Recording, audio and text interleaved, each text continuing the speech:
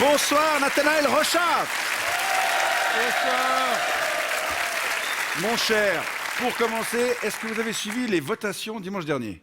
Oui, j'étais très tendu en attendant les résultats du scrutin des Duriquois qui ont dit non à 62% aux souffleuses à feuilles à essence.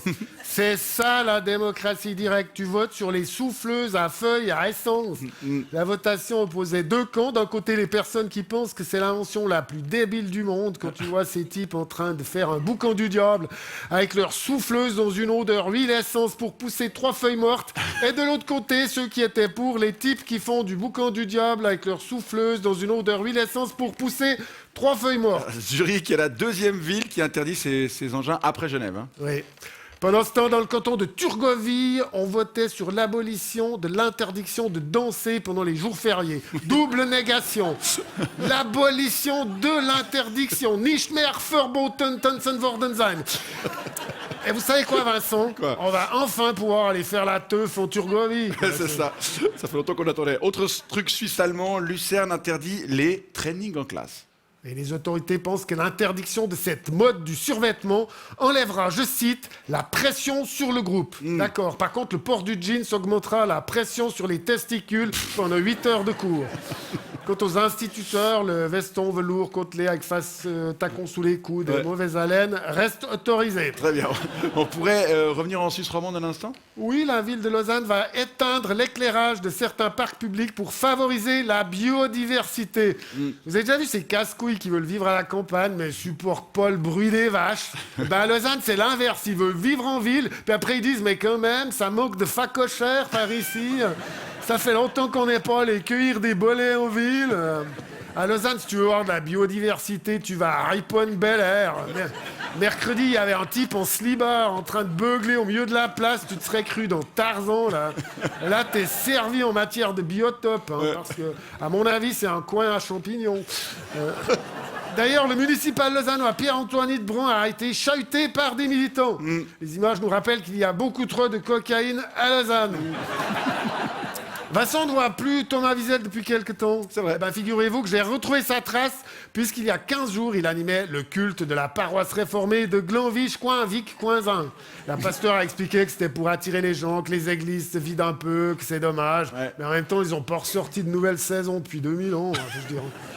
On voit ici l'image d'un paroissien qui procède à la collecte de dons pour tenter de payer le cachet de Thomas Wiesel.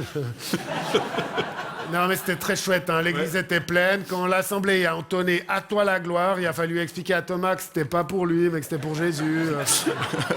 Autre sujet, la compagnie Assura a averti ses clients qu'une tentative d'escroquerie était en cours.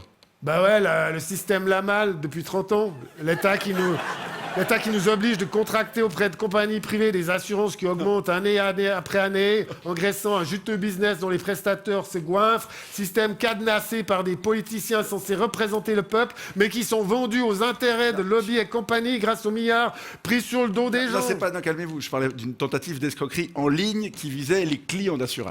Ah ouais, j'ai vu là. Assura a averti ses clients. Attention, vous allez payer et vous pourrez pas vous faire rembourser. Mais cette fois, c'est pas nous.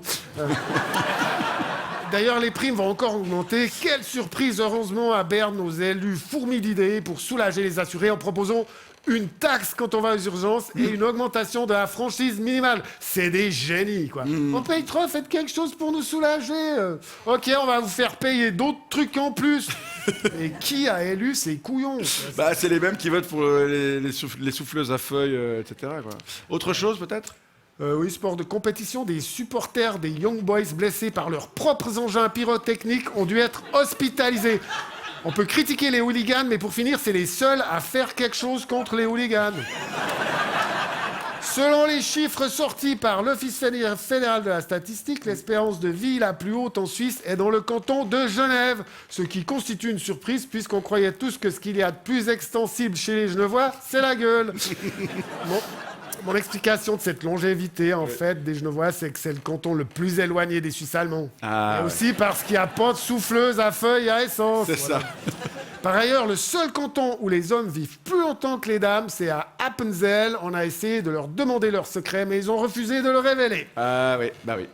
Et pour terminer, on prend la direction de la France. Oui, l'ancien président Nicolas Sarkozy, condamné à 5 ans de prison. 5 ans, c'est ce que s'étaient pris les Français.